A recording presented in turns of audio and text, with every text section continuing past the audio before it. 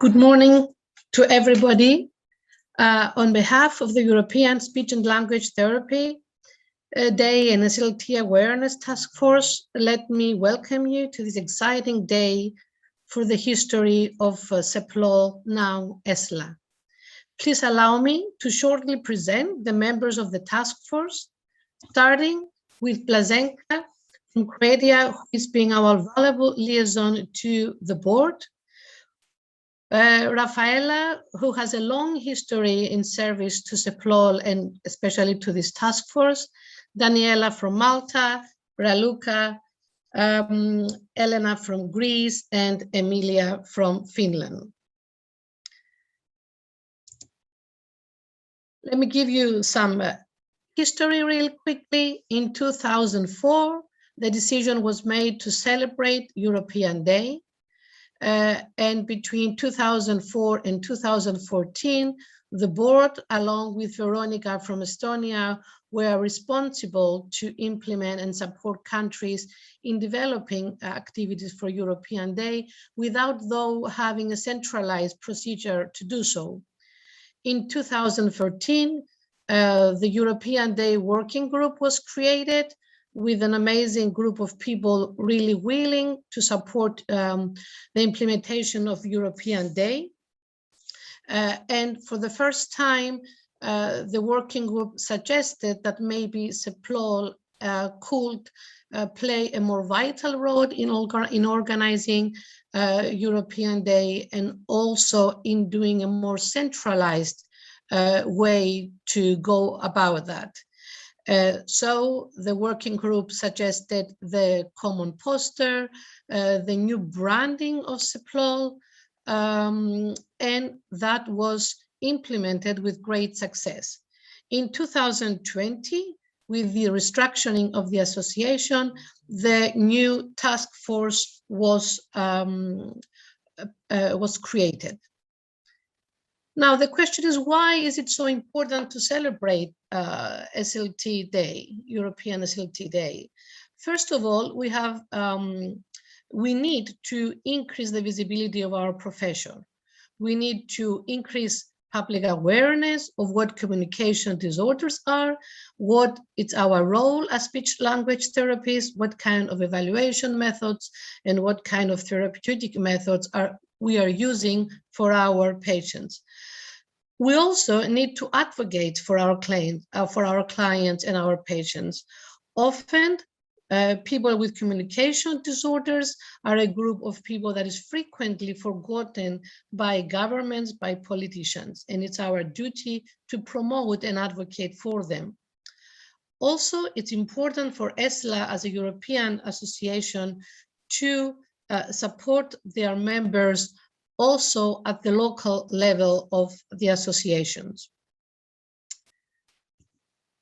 Therefore, this task force is required to draw up a European theme for every day, for every European day, and also to ensure that all these planned activities and documents are available to member countries.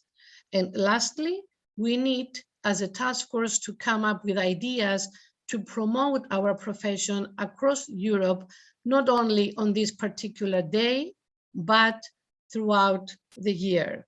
And it is with great pleasure that this year, our European Day, it's co-happening with the launching of ESLA. Some words on procedures. Since the theme, it's the same throughout the years. Communication is everything. Speech therapy is the key. There are other procedures required. There is a poster that is created. So in the fall, excuse me, all country members are encouraged to design a poster and send it to the task force. A vote takes place, and the poster is chosen to represent and to be used across Europe. The winner poster for 2021 came from Ireland, so please allow me to thank our colleagues in Ireland. Second, a press release, which is based on a template that is used. It's created for all country members.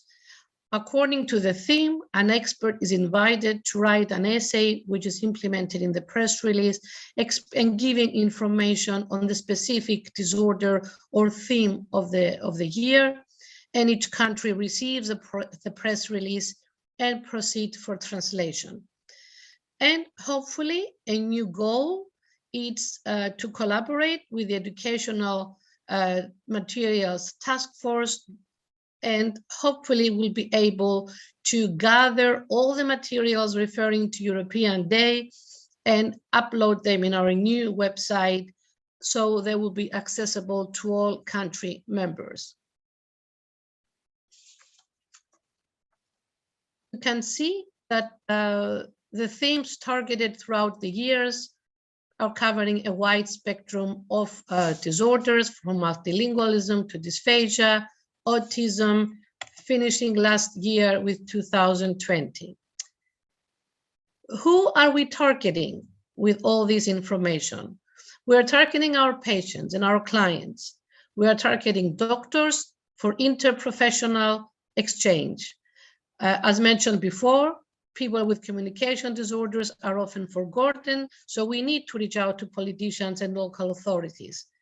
We need to reach out to journalists because they have the power to spread the word around.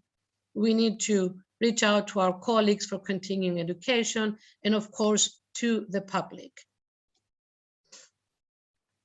After the completion of the activities each year, all country members receive a survey where they are requested to share with us the kind of activities they used throughout the day and what was successful.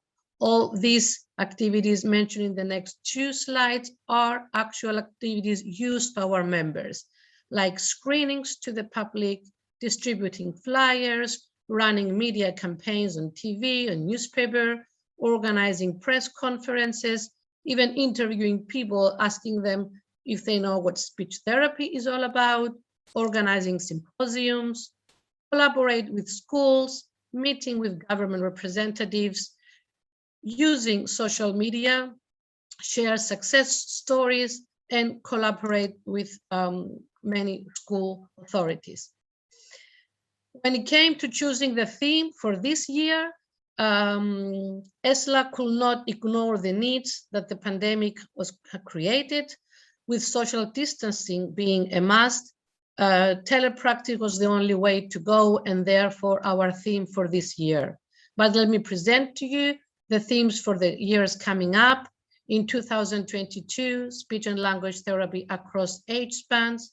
In 23, speech and language therapist role in critical care and emergency medicine. In 24, speech and language therapists working in partnership with caregivers. And in 25, enriching the language environment in children.